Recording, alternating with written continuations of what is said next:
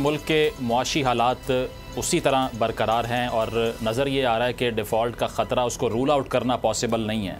साथ साथ ये कि जो 9th रिव्यू है IMF का, उसके हवाले से MD IMF से मीटिंग हुई है आज शहबाज शरीफ साहब की, जो कि फ़्रांस में एक कॉन्फ्रेंस के सिलसिले में मौजूद थे। और इस अहम मुलाकात में भी बताया यह जा रहा है कि जो 9th रिव्यू की कम्प्लीशन है और इसके अलावा जो नेक्स्ट प्रोग्राम पाकिस्तान को चाहिए उसके हवाले से डिस्कशन हुई है।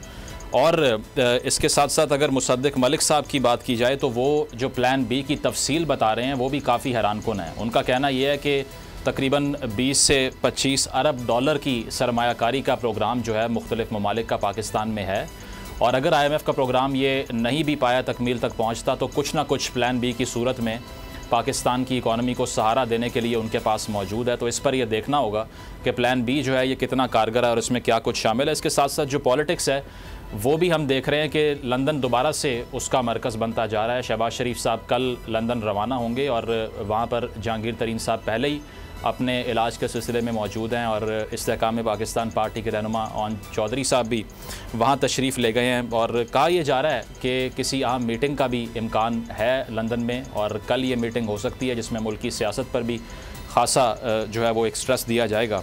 साथ साथ जो पाकिस्तान में हीट वेव की सूरत हाल है वो भी काफ़ी इंटेंसिफाई हो चुकी है। डॉक्टर्स भी ये एडवाइस कर रहे हैं कि बाहर निकलने से पहले शहरियों को जो है वो एहतियात करनी चाहिए। इसके साथ साथ जो लोड शेडिंग है उसने एक दोहरा अजाब शहरियों के लिए बर्पा कर रखा है, क्योंकि तकरीबन 6000 मेगावाट की लोड शेडिंग को रिपोर्ट किया जा रहा है कि ये शॉर्टफॉल जो है वो 6000 मेगावाट तक पहुंच गया है। और साथ साथ ये भी कि इस शॉर्टफॉल के साथ तकरीबन 10 घंटे की लोड शेडिंग मुल्क भर में रिपोर्ट की जा रही है। इन तमाम मौज़ूआत पर बात करेंगे, लेकिन सबसे पहले आज की जो सबसे अहम और बड़ी ख़बर है वो ये कि सुप्रीम कोर्ट में जो आम समात हुई है मिलिट्री कोर्ट्स के हवाले से कि सिविलियन के ट्रायल वहाँ पर जो करने हैं उस पर पहले 9 रुकनी बेंच तश्कील पाया। और पहले ही समात का खासा इंपॉर्टेंट इवेंट आज हमने देखा जहां जस्टिस सरदार तारिक और काजी फ़ायज़ ईसा साहब की तरफ से इस बेंच से अलहदगी का जो है ना वो असर्शन सामने आई। और उन्होंने इस मौके पर साथ साथ ये भी कहा कि जो प्रैक्टिस एंड प्रोसीजर बिल है पार्लियामान के फ्लोर पे वो मौजूद था और जब तक उसका फ़ैसला नहीं होता तो ये जो बेंच है इसको मैं कोर्ट तस्लीम नहीं करता। और ये कहकर उन्होंने साथ ये भी ऐड किया कि मैं रिक्यूज़ नहीं कर रहा, लेकिन मैं ये समझता हूँ कि जब तक उस बिल का फ़ैसला नहीं हो जाता तब तक इस समात को कंटिन्यू नहीं करना चाहिए, क्योंकि फॉर्मेशन ऑफ द बेंच जो है उससे एतराज़ है। तो हमने ये भी देखा कि 2 से 3 महीने के बाद जस्टिस काजी फ़ायज़ ईसा को किसी बेंच में शामिल किया गया और उसके बाद ये तमाम डेवलपमेंट सामने आई। तो कंक्लूड करते हुए देखा यह गया कि तकरीबन 9 मई के बाद अब तक जितने अफराद गिरफ़्तार हुए हैं उनकी तफसील मांगी गई सुप्रीम कोर्ट में आज। और एतज़ाज़ अहसन साहब ने इस मौके पर दोबारा रिक्वेस्ट भी किया जस्टिस काजी फ़ायज़ ईसा साहब को कि आप तशरीफ़ ना लेकर जाइए, आप बैठें, आप इस केस को सुनें।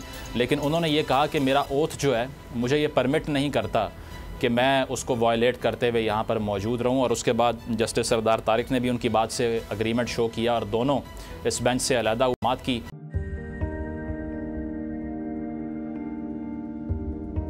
कैसे कैसे सितारे डूब गए, खूबसूरत नजारे डूब गए, ख्वाबों के सभी किनारे छूट गए, गमज़दा दुख के मारे डूब गए। कितनी मुश्किल का सामना है यहां, कितने लोगों के प्यारे डूब गए। आओ मिलकर करें मदद सबकी जिनके सारे सहारे डूब गए। आजमाइश में मिलकर एक हुए, नफरतों के इशारे डूब गए, कितने प्यारे हमारे डूब गए। कौमी सानहे की सूरत हाल से लम्हा बलम्हा बोल रखेगा बाखबर। गम की इस घड़ी में बोल तारकीने वतन के अहले खाना के साथ खड़ा है।